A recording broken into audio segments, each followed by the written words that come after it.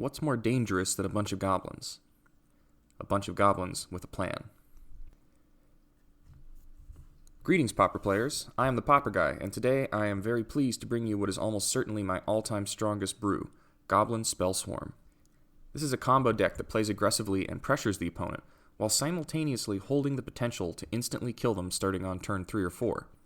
The core combo can move just as fast as any other deck in the format, while the alternative lines give the deck a bit more flexibility than previous versions. Speaking of previous versions, let's start by talking about what the deck has been so that we can get a clearer picture of where it's going. The core combo of the deck has typically been Keep Watch and Rites of Initiation. Keep Watch is a blue instant for 3 that has you draw a card for each attacking creature. Rites of Initiation is a red instant for 1 that lets you discard any number of cards at random, giving your creatures +1/+0 until the end of the turn for each card discarded. When these two cards are played during the same combat step, your creatures get exponentially more powerful based on how many you have attacking. I've had games where my opponent got up to 70 or 80 life from using cards like Gnaw to the Bone, but I still won because of how explosive this combo can be. I was originally inspired to make this deck after watching a video by Any New Province about a deck made by Ricardo Carrasco, who made it to 3rd at a Pauper event in Madrid. To see the original list and video, check out the details below. Keep Watch and Rites of Initiation are just about the only similarities, however, because Ricardo's deck was more focused on being a red aggro deck. I wanted to do something significantly different, so I leaned more into blue and added Augur of Bolas. Augur is a blue 1/3 creature for 2 mana that looks at the top 3 cards of your deck when it comes into play, allowing you to put an instant or sorcery card from them into your hand.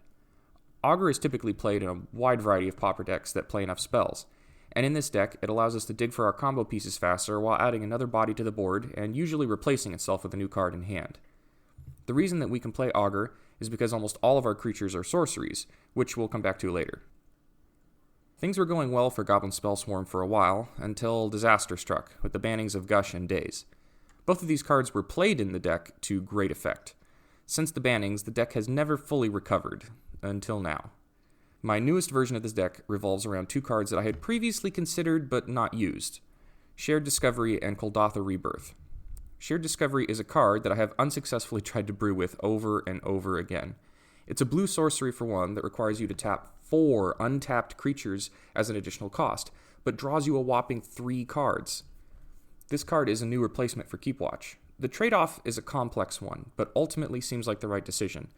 I played Keep Watch previously because it allowed me to draw and attack at the same time, often completing the combo and killing my opponent even when I didn't start the turn with Rites of Initiation in hand.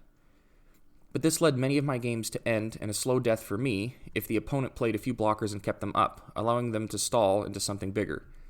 I couldn't draw new cards without attacking, and I couldn't attack without losing my creatures.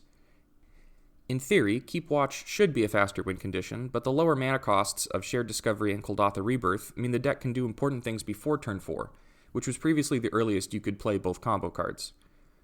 Kuldotha Rebirth is a red sorcery for 1 mana that requires you to sacrifice an artifact and makes 3 1/1 goblin tokens. It has come in to replace Hordling Outburst, a spell that was similar for 3 mana. This means that the deck no longer has any spells higher than 2 mana, and is no longer concerned with reaching 4 mana. This is particularly important because the only artifacts in the deck are the 8 artifact lands, so it's common for Goblin Spell Swarm to eat away at its own mana base. Using Shared Discovery to draw cards might seem like the opposite of what an aggressive deck is trying to do, since it requires you to skip a turn of attacking. However, this deck usually only cares about getting in one good attack phase, since it can often kill in one hit. It should also be noted that Shared Discovery can tap creatures the same turn that they are played, where Keep Watch had to wait for them to be able to attack. Shared Discovery also works better than Keep Watch with the other win condition in the deck, Impact Tremors.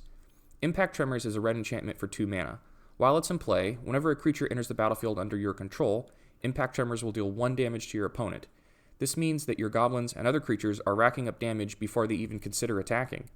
If you get more than 1 Impact Tremors out, you can easily win without ever resorting to combat. While this card can sometimes slow you down, it's an invaluable secondary line that gets around all sorts of problems like fog effects and board wipes. Remember what I said about most of our creatures being spells? Well, that's because we run 4 copies of both Dragon Fodder and Krenko's Command. These are both a red sorcery for 2 mana and make 2 1/1 red goblin tokens. It should come as no surprise that the deck also runs Preordain and Lightning Bolt, and since we have enough spells to play Augur of Bolas, We run Delver of Secrets as well. Delver is a bit of a weird include, since the deck has no way of defending it once it resolves, but it's a powerful tempo creature that only costs 1 mana and constitutes an alternative win condition all by itself. Our final card is the recently unbanned Goblin Grenade. Goblin Grenade is a red sorcery for 1 mana that requires you to sacrifice a goblin and does 5 damage to any target. This was a bad include for previous versions of the deck, since you couldn't draw more cards until you were attacking. You needed every creature you could get, and attacking usually meant that you were going to win. This meant it was bad to play before attacking and useless to play afterwards, especially since it would probably get discarded. Now that card draw is separated from attacking, I expect it will fit in much more easily. This deck is a little more complex to play than it can first appear, so I would advise patience if you decide to give it a try. You often have to spend every turn calculating and recalculating your potential ability to do lethal damage. Every single card you play and mana you spend is relevant. Often you have no reason to play lands after your third, instead saving them to be discarded. Overall, it's a very fun deck to play, and leads to a lot of awesome gotcha moments when your opponent doesn't know what you're trying to do. Thanks for watching. That's all for today. Make sure to like and subscribe if you want to see more Magic the Gathering Pauper content.